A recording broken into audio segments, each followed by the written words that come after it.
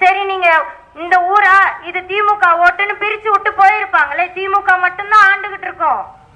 ஒரு தீமை பிடிக்கலன்னா தூக்கி வீசுங்க. ஆனா அதுக்கு மாற்றம் இன்னொரு தீமையை தேர்ந்தெடுக்காதீங்க.